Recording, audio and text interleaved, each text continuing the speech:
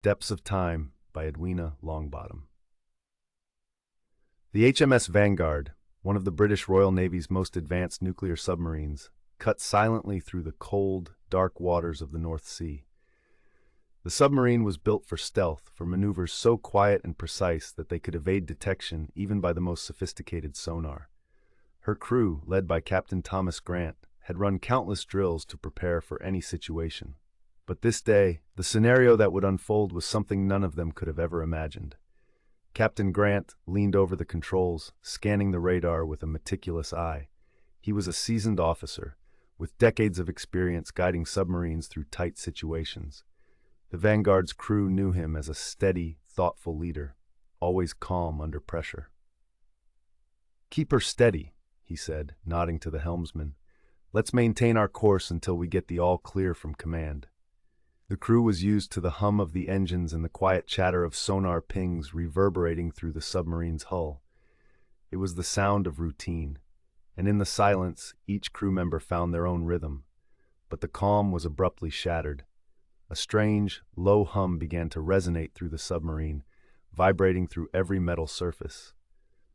Lights flickered, and then an alarm blared, slicing through the quiet with a jarring scream. "Captain!" shouted the chief engineer, his face pale. "We're experiencing an electromagnetic pulse, an EMP. It's disrupting our systems." Captain Grant's jaw tightened. He gripped the edge of the console as he felt the submarine lurch slightly. "Can we identify the source of the disturbance?" he asked, his voice sharp but calm.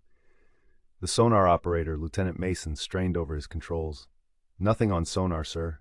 It's as if it's coming from everywhere and nowhere at once." Before anyone could react further, the entire submarine was engulfed in an intense, otherworldly sensation. It was as if the Vanguard was being twisted, stretched, and pulled through space itself. The sensation was disorienting, nauseating, as though they were moving through some unseen current, beyond human comprehension.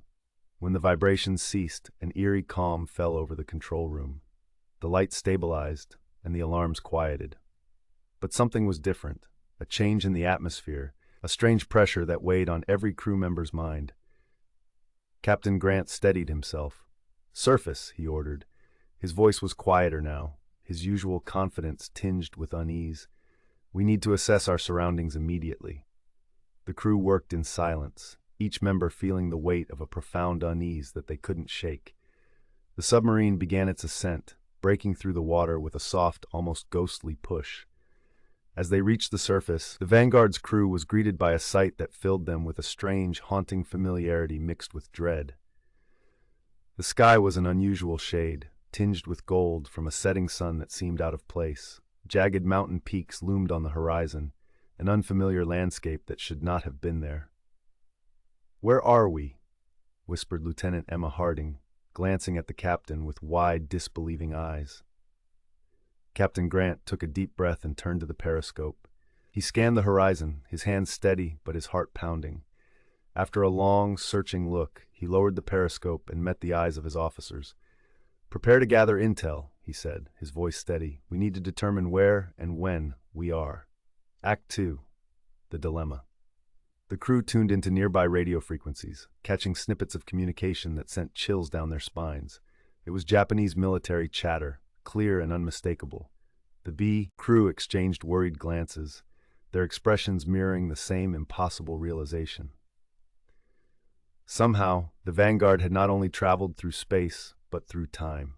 They had arrived in the year 1942, in the midst of the Second World War, just off the coast of Japan.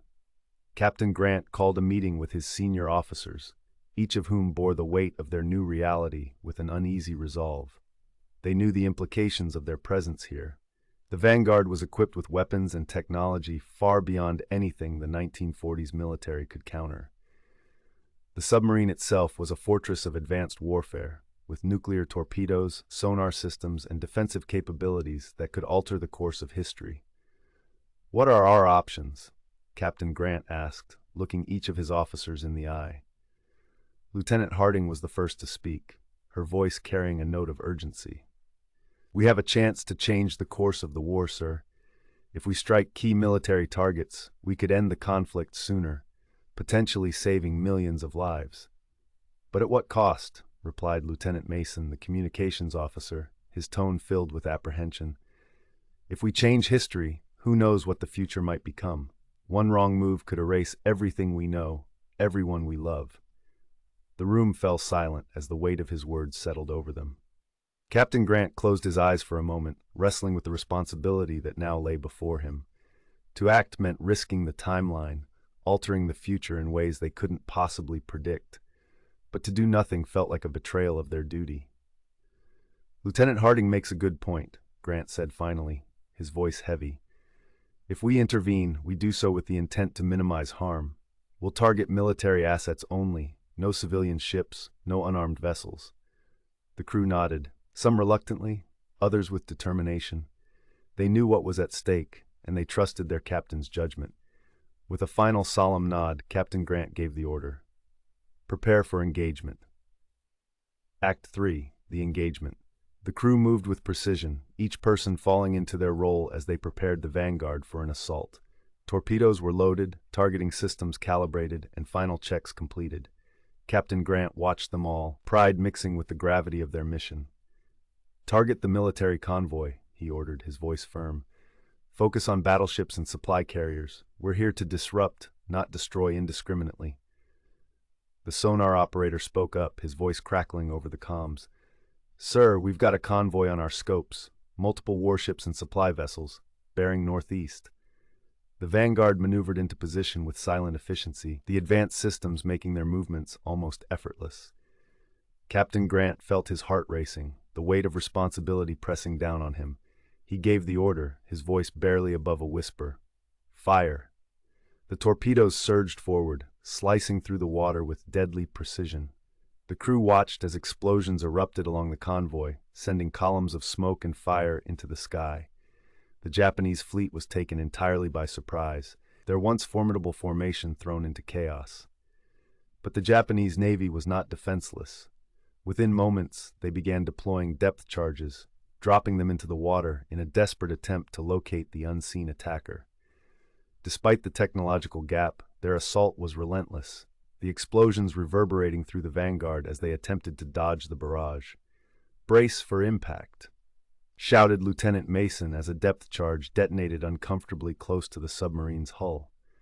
The vessel shuddered, but it held strong, built to withstand far more than the charges the Japanese could deploy. Just as they thought they had outmaneuvered the enemy, another strange sensation washed over the submarine. The same eerie vibration, the same feeling of being pulled and twisted through space and time. Act 4. The twist of fate. Without warning, the entire crew was engulfed in a surreal, dizzying experience. Time seemed to stretch and contract, the lights flickering in an almost dreamlike rhythm. For a moment, it felt as though reality itself was unraveling, the boundaries of time dissolving around them. And then, just as suddenly as it had begun, the feeling stopped. The Vanguard was steady once more, the control room silent as each crew member tried to process what had just happened. "We're back, sir," said the sonar operator, his voice shaky. "Coordinates confirm we're in the North Sea, our original location." Captain Grant blinked, struggling to comprehend. He looked around at his officers, each of them mirroring his confusion and disbelief. They had returned to 2024, to the present. But how? He ordered a scan of the area, a check of all records, anything that could offer a clue. But there was nothing, no sign of the Japanese fleet, no evidence of the battle they had just waged. It was as if none of it had ever happened. Act 5. The aftermath.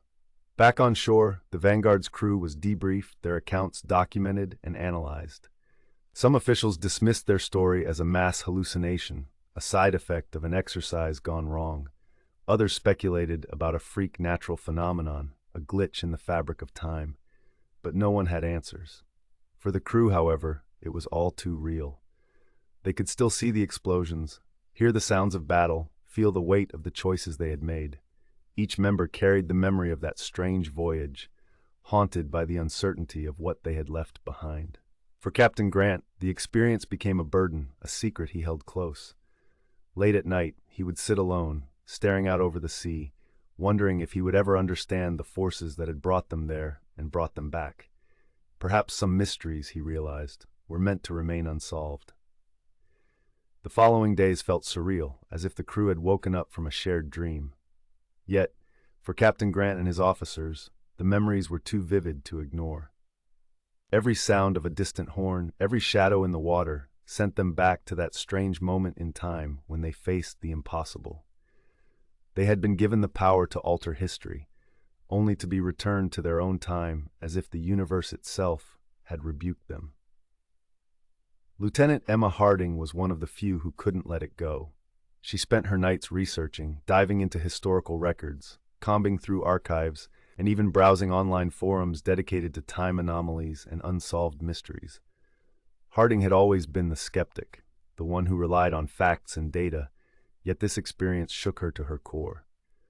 One night, after countless hours of reading, she stumbled upon a small, obscure entry in a declassified World War II archive, a Japanese naval report from 1942 detailing an unexplained attack off the coast of Japan. The report was vague and described mysterious explosions in the water, unlike anything their navy had encountered. A shiver ran down her spine. Could this be the aftermath of their encounter? The report spoke of panic among the Japanese fleet, a fear that some superweapon had been unleashed. But it ended abruptly, with no further evidence of the attack, as if the incident had been buried in secrecy. Harding hesitated, her finger hovering over the print button. She felt a responsibility to share it with Captain Grant, but a part of her wondered if it would only open old wounds. Perhaps some mysteries were better left alone. A quiet revelation. Back on base, Captain Grant also struggled with the lingering questions. He would often find himself retracing their journey, running the events over in his mind, looking for any detail that might reveal what had happened to them. Officially, he had filed a report, carefully omitting the details that would attract scrutiny. But the unexplained phenomenon still haunted him, refusing to let him rest. One day, as Grant walked through the base, he saw Harding waiting for him near the mess hall. She had a file in her hand, her expression tense. "Captain," she greeted, extending the file. "I think you might want to see this." Grant took the file from her, his gaze steady, but his heart pounded as he opened it. He scanned the report, his eyes narrowing at the descriptions that mirrored their encounter. "This was us," he murmured, barely loud enough for Harding to hear.